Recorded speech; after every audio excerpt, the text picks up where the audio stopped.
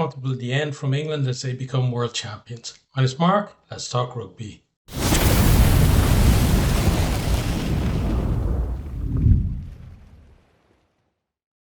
It was Canada who actually got a decent start in this game. So they moved the ball, up towards the kind of edge of the English 22. They find a bit of a mismatch that allows them to go wide in the 22 to Hogan Rochester, and she goes over in the corner. She's such a great finisher. Conversion missed though, and it's 5-0. Canada then give England possession of the restart and basically, hand them an easy way back on the scoreboard. They claim the restart, but then they try like a bit of a silly cross kick from their own 22. It's claimed by England. England then move it left from the right hand side and recycle a couple of times, get the ball to Kildun, and then she just slices through the Canadian defence, just like only she can really. And that's converted then for 7-5. England stretch their lead as they go to the maul, having kicked to the corner. They drive over, and there's Cocaine in the pocket to score, convert from 14-5. And England just showing how clinical they are. The Red Roses then applying more pressure from a 5-meter scrum. It's just a little too easy for Matthews to get over to score, convert for 21-5, and it feels like England are in complete control at this stage. Canada then pressing into 22, but aggressive England defence is just not giving them any meters. And, they try and up and under, but it's marked by Kildun. And you can see, Canada, they're putting other teams, including, New Zealand, in a lot of trouble with their fast ball at the ruck. But England just being able to compete with them too much there, slow the ball down, and just force them into decisions like that. And then, it's no real surprise that when they win a penalty shortly after to decide to kick for the post, the goodie does slot that, making it 21-8. But you feel like Canada, they need more than just 3 points. They need to be scoring in 5s and 7s the way England have been. England then go to the maul after Botterman wins a penalty on the poach, and England to the corner from that penalty, set up the maul, and then they drive over. But there's a team mode check for possible obstruction, and you see that Muir has blocked access to the ball carrier as it's standing up. It's one of those ones you see it all the time. We talk about it all the time on the channel as well. The jumper goes up, 2 lifters on the side, claim the ball, they come down, and as they're coming down, one or both of the lifters go in behind and block the access, and it was Muir on this occasion, so rightly ruled out there. Then half comes to an end with Canada on the attack, but then Butterman getting over the ball to win a penalty, and 21-8 is a halftime score. And you feel like even at this stage it's England's to lose from here. Into the second half then, so England almost got over through Botterman, but stopped just on the line, and we come back for a penalty. Red Roses up for a scrum, and England's scrum has been dominant so far. Matthews goes off the back of that scrum. Canada keep her out, and then they keep it in out for a couple of phases, but they run out of defenders, and then Ward gets over to score, and it's just that power from the England pack. Canada cannot live with it, especially when they're pounding away the line, and that score just looked inevitable. Conversions missed were 26-8, and it really is hard to see a way back from Canada from here, but they do get a chance because Botterman goes to the bin for a tip tackle on Paquin, and brought her up over the horizontal and actually slammed her down on the ground. And surprised that it didn't go for a review in the bunker. But yeah, it's a yellow card, and she definitely deserved to go to the bin at least. Canada then from that penalty up the line into the 22. The maul gets halted about 10 meters out, so they move it right to left, and then Hogan Rochester just about collects a pass. Really good hands from her, on the run, and then she goes over in the corner. Conversion just missed. It just went across the front of the post. And that was from right out wide as well. We're at 26-13, but that's as close as Canada get. Um, but Canada do have momentum now. It really is all Canada. They break through. It's like they broke from their own 22, and then Apps with a little dink over the top. She gets to the ball first. They recycle. They're moving into 22, and they're, really are threatening before England then give a penalty away. They get another penalty as Canada go to one out runners after the ball goes nowhere. But then Canada decide to tap the penalty. They tap it, they move it, and then they knock the ball on. And the chance was gone. And that really was the one real chance for Canada to maybe get themselves back into the game. And then, Canada, they do work it back into the 22 and they have a scrum. Then England absolutely just demolished them in the scrum. They win a penalty. From here, then England come forward again. We have Harrison with a dart into the 22. It's recycled a couple of times, and then Matthews gets over, just powers over for her second.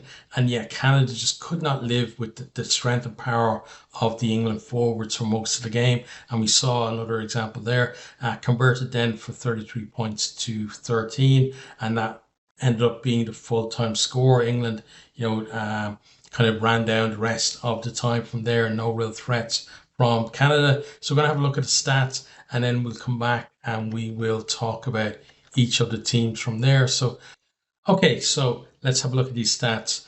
We start out then, first of all, with territory, 57-43 in favor of Canada overall. First half, it was 51-49, so a bit more even. Second half, Canada was 63-37. So Canada, a lot more of the territory in the second half, but nowhere near as clinical as England were. On to possession then, it was 60-40 in favor of Canada. So more the ball, more the territory for them.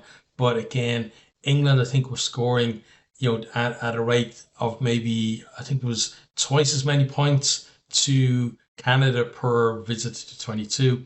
And you're not gonna be able to sustain a challenge if you're at that far behind in terms of just the amount of time or the amount of times your opposition are able to score when they get into your 22. And then possession, then first half was 58-42 and second half was 62-38. So possession a bit more uh a bit more consistent throughout the game. Territory swinging in Canada's favor in that in that second half. But yeah, overall, Canada more the ball, more the territory, but England's defence, one of the many areas that they were superior in, and helped them to the win. So on to then attack. So Canada with 485 carries to England's 381, or meters carried, sorry. And then in terms of carries, 176-91. So, Canada less than 3 meters per carry. We've seen them much higher than that in other games. And England, 4 meters per carry for them. So carrying about maybe, 50 or 60% more per carry for England as well. Ruck success then 97% for Canada and 95 for England. So Canada better ruck success, but England, I thought, did a really good job at disrupting it.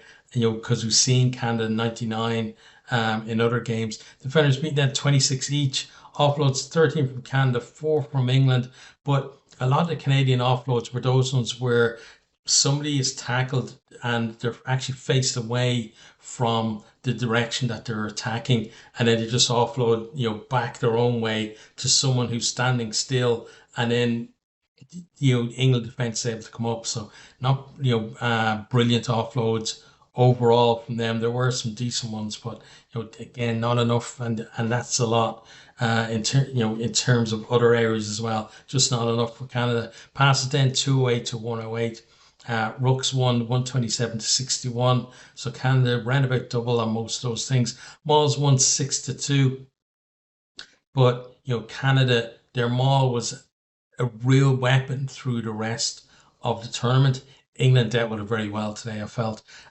Canada did make 70 meters from their six mauls, so just under 3 meters per maul. But from England's two mauls, they made 11 meters. They got one try and they had one try chalked off as well. So, even winning the maul there. Onto set piece then. Scrums, Canada 60%, England 100%. So Canada 3 from 5 and England 8 from 8. And England just absolutely dominant in that area. Just Canada on their own ball under massive pressure, and then England able to do whatever they want when they're putting the ball in themselves. Line out, Canada's line out was the best in the tournament coming into this final, but it deserted them really in the final. And that was, we knew that England were going to have the better scrum, but felt that maybe the line out is somewhere where Canada would have an edge, but they didn't. It just didn't go for them at all today. Like they ended up at what was it, 70? What somebody? Yeah, around about 70%. Is it? Hang on, let me see. 79%. Sorry, and England that 91. But 11 from 14 for Canada and 10 from 11 for England. So, even the areas where you felt Canada would have had, some type of advantage, it just didn't happen for them today.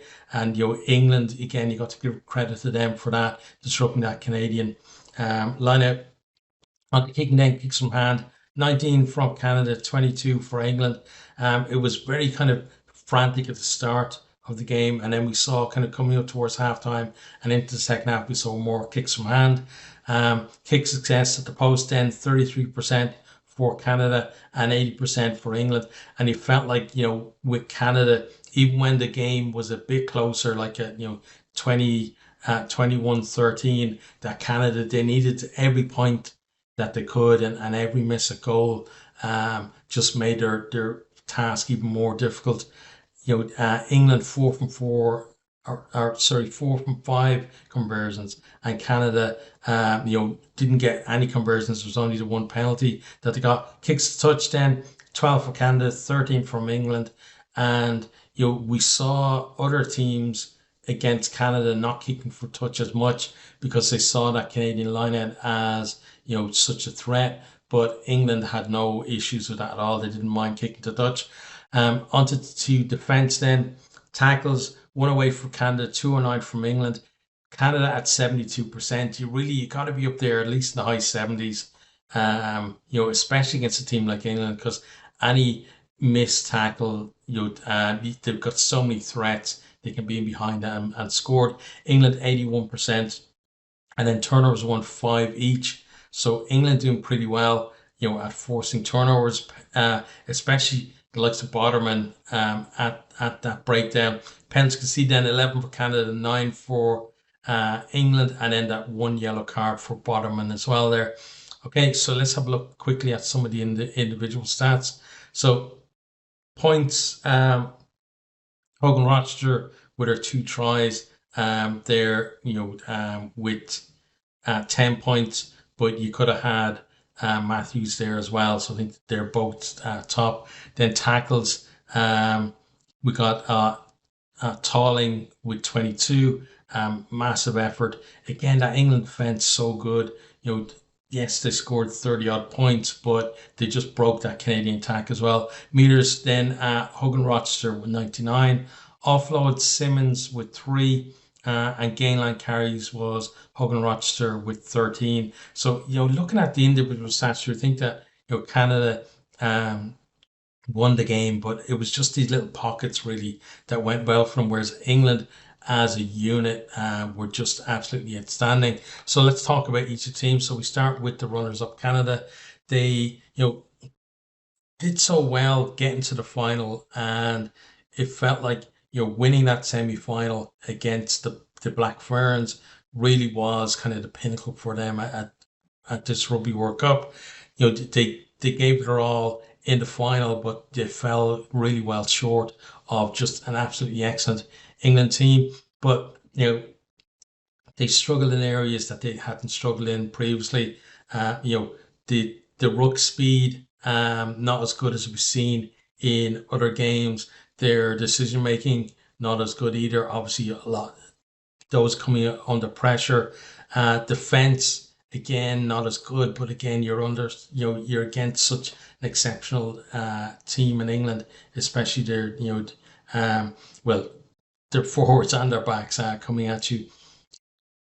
Line out didn't go well for them at all, and that again would have been a key area for them coming into this game.